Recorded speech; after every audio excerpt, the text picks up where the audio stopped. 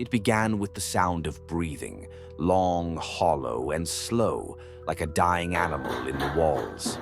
It wasn't wind, it wasn't plumbing, it was breath. Even the realtor looked unsettled as the gusts ebbed through the aging air vents, rattling like lungs struggling to forget death. Cold Hollow, Vermont, a name that sounded made up, like something out of a children's Halloween book. But it was real. A forgotten speck in the North Woods, where winter arrived early and left late. A place where the sky pressed low and the trees leaned in like they were listening. When Ava Meyers, a 32-year-old travel nurse from Massachusetts, signed the lease on the Cold Hollow Colonial House, it was supposed to be a fresh start, a 6-month contract at a small-town clinic, quiet neighbors, long walks in the snow, and a break from the chaos of city trauma wards. The house was old, at least the 1890s, with warped floors and doors that didn't quite close, but it was cheap. Too cheap. She told herself the rent was low because of the remoteness. She would later realize it was low because of the breathing. The first night in the house, Ava noticed the silence. Not the peaceful kind, the wrong kind. There were no crickets, no distant dog barks, just emptiness, as if the woods had swallowed all the noise. She set her boxes down in the front hall. The air smelled faintly of cinnamon and old mildew. Her breath fogged slightly inside. The heat was on, yet it was cold. Ava wandered from room to room, noting the ancient wallpaper, the faint scratches on the hardwood floor, and the heavy mirror in the foyer that seemed bolted to the wall. It reflected the hallway perfectly, except for a weird dark spot near the bottom that smudged every time she tried to clean it. She unpacked a few essentials and got ready for bed. But at 3:14 a.m., she remembered the time clearly. Something exhaled behind her bedroom wall. A deep, guttural sigh, the kind a dying person makes when they've stopped fighting. She froze in bed, not daring to move. She pressed her ear to the wall. Nothing. But when she stepped back, another breath, this time louder, longer, almost tired. The walls were breathing. At the clinic, Ava asked about the house. "Oh, the old Burton place," the receptionist said, flipping through patient files. "Didn't think anyone lived there anymore. Thought it was condemned after that situation." "What situation?" The woman paused. "Don't remember all the details. Just that something weird happened there a few years back. Family left in the middle of the night. Didn't even take their stuff. Sheriff found it all still boxed up. Did someone die in there? Not officially." That night, Ava stayed up with the lights on. Around 2 a.m., the basement door creaked open. She didn't open it. She couldn't. But she heard footsteps below her, slow, shuffling, soft, but deliberate. She held her breath. The footsteps stopped, and then she heard it again, breathing. But this time it wasn't behind the walls. It was beneath the floorboards.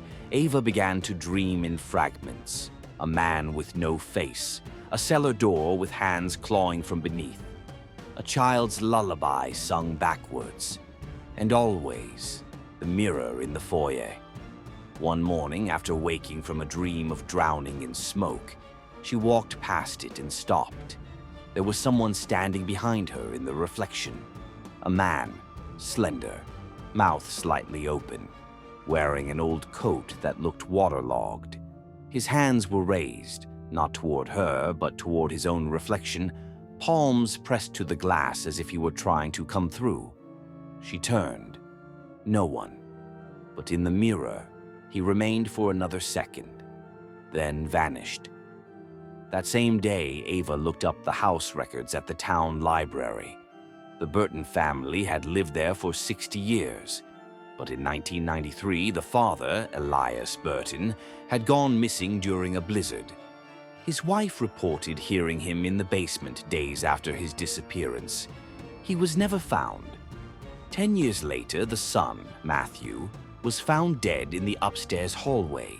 No wounds, no signs of trauma.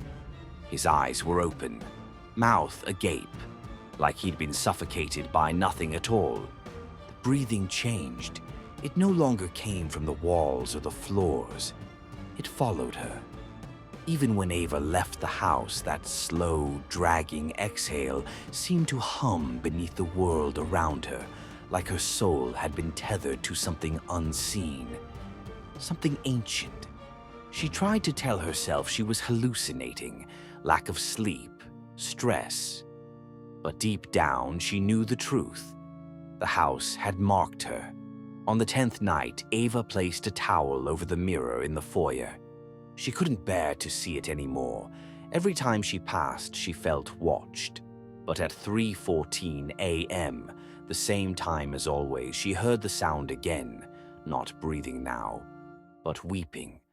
A low, mournful cry came from downstairs, a man's voice rasping like it had been sobbing for years. She crept down the stairs with a flashlight in one hand and her phone in the other. The mirror was uncovered. The towel lay on the floor. This time, her reflection was missing. It wasn't blank. It showed the hall behind her, but she wasn't in it. Instead, a different version of the house flickered through the glass. Wallpaper torn to the bones, the floor black with mold, and the same man as before. Closer now. His face was clearer, and he was smiling. Then he opened his mouth, wide, far too wide, and something crawled out. Desperate, Ava visited a retired historian in town, Mabel Cranston, who had lived through Cold Hollow's darkest days. Mabel's eyes went wide when Ava mentioned the mirror. "You poor girl, you saw it, didn't you? That thing doesn't reflect, it remembers." Mabel explained, the mirror wasn't original to the house. It had been found in a sunken church from the 1700s, brought to the house by Elias Burton. Townsfolk called it the devil's looking glass. The mirror didn't just watch, it fed on grief, on regret, on people who'd tried to escape their pasts. It shows you what you hide, it lets you see what you lost. And when you reach for it, it takes you. Ava left shaken, but deep inside something pulled her back to the house. It wasn't fear, it was curiosity. That night, the mirror was different. It shimmered like water. A reflection blinked on and off. And behind her, not in the room, but inside the mirror, stood a boy. He was soaking wet, his eyes hollow, his skin blue. He lifted one hand and pointed. Down. Ava understood. The basement. Armed with nothing but a flashlight and a sense of growing dread, Ava unlocked the basement door. The hinges screamed. The stairs creaked like bones. The air grew thick, wet, heavy with decay. Halfway down, her light flickered. And then she saw them. Dozens of faces, trapped in the walls, pressed into the concrete like fossils, mouths wide, hands reaching out as if they'd tried to claw free before the cement dried. In the center of the floor, an old mirror frame, shattered, its glass missing. Ava turned, and behind her stood Elias Burton. His mouth opened, and the voice that came out was a dozen people speaking in chorus. "We never left. You brought us breath. Now give us your reflection." Ava fled up the stairs, but the door slammed shut. She screamed, pounding on it, until it creaked open by itself. The foyer mirror pulsed. It was now a portal, shimmering, showing her room, but it was empty. From the glass, a hand reached through. Her hand, but it was rotting. She stared in horror as her reflection stepped out of the mirror, fully formed, but decayed. A version of her consumed by the house. It smiled. "You don't belong out here anymore." They lunged. 3 days later, Ava Meyers was reported missing. No signs of forced entry. Her belongings still in the house. But something was off. The mirror was spotless, not a smudge. And in the foyer security cam footage recovered from her phone, authorities saw just one thing before the feed cut to black. Ava staring into the mirror, smiling. And behind her, the house began to breathe. Like the video, please subscribe The Dark Dreamer for more horror and security videos. Thanks for watching.